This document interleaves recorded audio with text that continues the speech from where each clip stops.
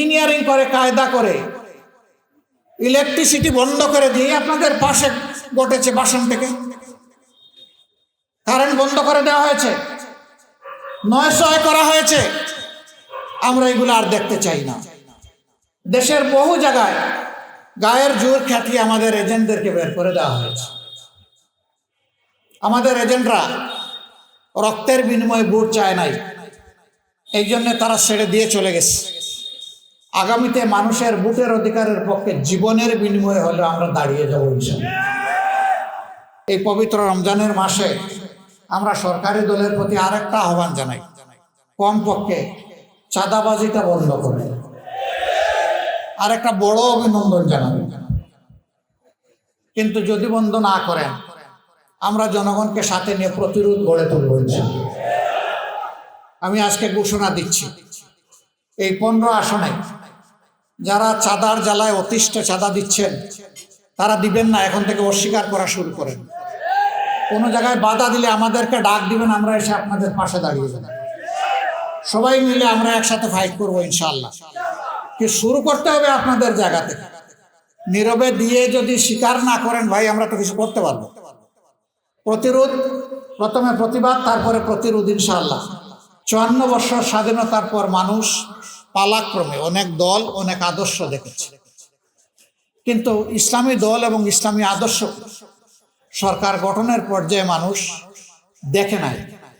এবার মানুষের বড় আকাঙ্ক্ষা ছিল একটা পরিবর্তন, বিশেষ করে যুব সমাজ, তারা একটা পরিবর্তন চেয়েছিল।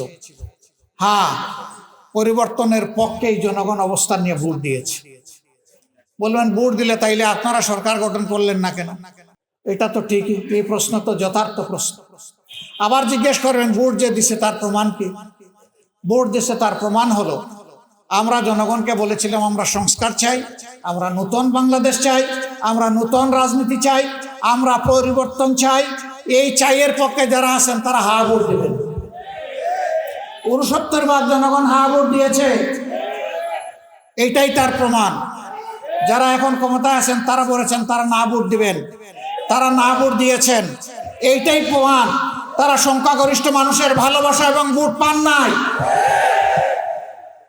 বিভিন্ন কায়দায় সেই ভোট নেওয়া হয়েছে। আমরা কায়দাগুলো এবার ভালো করে রপ্ত করেছি, চিনে নিয়েছি। আগামীবার সকল ঘাটে শক্ত পাহাড় আমরা সবাই মিলে দেবো ইনশাআল্লাহ। নারী পুরুষ সবাই মিলে দেব। আমাদের অধিকার আর কাউকে কেড়ে নিতে দেব না। এবার প্রশ্ন করতে পারেন, আপনারা যদি তাই বিশ্বাস করেন, তাহলে শপথ নিয়ে আপনারা আবার সংসদে গেলেন কেন? হ্যাঁ, আমরা আপনাদের ভোটের যেটুকু মর্যাদা স্বীকৃতি হয়েছে তার অমর্যাদা আমরা করতে পারি না। আমরা সংসদে গিয়ে আমাদের পক্ষে কথা বলবো না, ইনশাআল্লাহ জনগণের পক্ষে কথা বলবো এবং আপনাদের অধিকার আদায় করে ছাড়ার চেষ্টা করব। কিছু লক্ষণ ভালো, যে কেউ ভালো কাজ করে আমরা তাকে ধন্যবাদ দেব। আমরা সবার আগে বলেছিলাম আমাদের এমপি মন্ত্রী কেউ হলে সরকারি প্লট নিবে না, বিনা ট্যাক্সের গাড়ি আমরা চড়ব না। আলহামদুলিল্লাহ আমাদের রাস্তা ধরে সরকারি দল একই ঘোষণা দিয়েছে, তাদেরকে অভিনন্দন। আমরা বলেছিলাম প্রবাসে রিমিটেন্স যোদ্ধারা মারা যাওয়ার পরে তাদের লাশ নিয়ে টানাটানি ঠেলাঠেলি হবে না। আমরা সম্মানের সাথে রাষ্ট্রীয় দায়িত্ব এবং খরচে আমাদের ঘাড়ের উপর তাদের পবিত্র লাশ বাংলাদেশে নিয়ে আসবে। বর্তমান সরকার একই ঘোষণা দিয়েছে, তাদেরকে অভিনন্দন। আমরা সরকারকে বলবো মানুষের সবচেয়ে বড় অধিকার ভোটের অধিকার, এটা হরণ করা হয়েছে, আগামীতে এটা যেন হরণ করা না হয়। তারা যদি এইটা হরণের পথ থেকে সরে আসেন, আমরা তাদেরকে আরেকবার অভিনন্দন জানাবো। হ্যাঁ, জনগণের ভোটে তারা যদি 100% ভোট পেয়ে নির্বাচিত হয়ে যান, তখনও তাদেরকে আমরা অভিনন্দন জানাবো। কিন্তু ইঞ্জিনিয়ারিং করে কায়দা করে ইলেকট্রিসিটি বন্ধ করে দিয়ে আপনাদের পাশে ঘটেছে বাসন থেকে কারেন্ট বন্ধ করে দেওয়া হয়েছে, 9 করা হয়েছে। আমরা এগুলো আর দেখতে চাই না। দেশের বহু জায়গায় গায়ের জোর খাটিয়ে আমাদের এজেন্টদেরকে বের করে দেওয়া হয়েছে। আমাদের এজেন্টরা রক্তের বিনিময়ে ভোট চায় নাই, এই জন্য তারা ছেড়ে দিয়ে চলে গেছে। আগামীতে মানুষের ভোটের অধিকারের পক্ষে জীবনের বিনিময়ে হলে আমরা দাঁড়িয়ে যাবো ইনশাআল্লাহ। আপনারা দোয়া করবেন। অনেকে শরিয়ার শাসন শুনলে ভয় পান। আমি বলি, আমরা যাকে আইন বলি ইংলিশে তাকে ল বলে, আরবিতে তাকে শরিয়া বলে। তো আইন ছাড়া কি কোনো দেশ চলবে নাকি? দেশের জন্য তো একটা আইন লাগবেই। সেই আইনটা হতে হবে সবচেয়ে ভালো আইন। সবচেয়ে ভালো আইন যখন হবে তখন ভালো শাসন, সুশাসন দেশে আসবে। আইন মন্দ থাকলে সুশাসন কখনো আসবে না। এই পবিত্র রমজানের মাসে আমরা সরকারি দলের প্রতি আরেকটা আহ্বান জানাই, কমপক্ষে চাঁদাবাজিটা বন্ধ করে। আরেকটা বড় অভিনন্দন জানাই। কিন্তু যদি বন্ধ না করেন, আমরা জনগণকে সাথে নিয়ে প্রতিরোধ গড়ে তুলব ইনশাআল্লাহ। আমি আজকে ঘোষণা দিচ্ছি, এই 15 আসনে যারা চাঁদার জ্বালায় অতিষ্ঠ চাঁদা দিচ্ছেন, তারা দিবেন না। এখন থেকে অস্বীকার করা শুরু করেন। কোনো জায়গায় বাধা দিলে আমাদেরকে ডাক দিবেন, আমরা এসে আপনাদের পাশে দাঁড়িয়ে যাব। সবাই মিলে আমরা একসাথে ফাইট করবো ইনশাআল্লাহ। কি শুরু করতে হবে আপনাদের জায়গা থেকে। নীরবে দিয়ে যদি স্বীকার না করেন, ভাই আমরা তো কিছু করতে পারবো। প্রতিরোধ, প্রথমে প্রতিবাদ, তারপরে প্রতিরোধ ইনশাআল্লাহ। আমরা এইভাবেই চালিয়ে যাব। সম্মানিত বন্ধুগণ, আমি কথা দিয়েছিলাম যে আমরা নির্বাচিত হলে এখানে সবাই মিলে পরামর্শ করে এই আসনের সমস্যাগুলো ইনশাআল্লাহ আমরা দূর করব।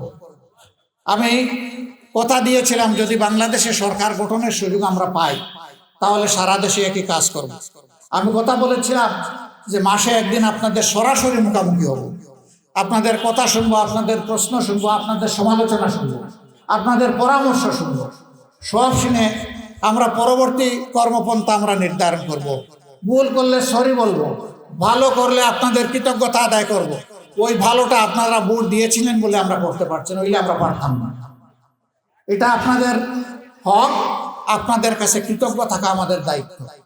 ইনশাআল্লাহ নারী পুরুষ নির্বিশেষে এই আসনে আমরা এক যুগে আসনটাকে সুন্দর পরিচ্ছন্ন একটা মডেল আসন হিসেবে গড়ে তোলার জন্য আমরা চেষ্টা করব। আপনারা যেমন পাশে ছিলেন তেমন পাশে থাকবেন, আমাদের জন্য দোয়া করবেন। আমরা যেন অনাচার, অন্যায়, দুর্নীতির সাথে নিজেরাই জড়িয়ে না পড়ে, আমাদের একজন সমর্থকে যেন জড়িয়ে না পড়ে। আল্লাহ যেন আমাদেরকে হেফাজত করেন।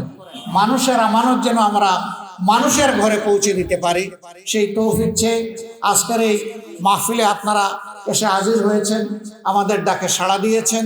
আমি আশা করব এটি শেষ নয়, এটি বিগিনিং। আজকে শুরু। ইনশাল্লাহ আমাদের পথ চলা মিলেমিশে এভাবেই হবে। আল্লাহ আমাদেরকে তৌফিক দান করুন।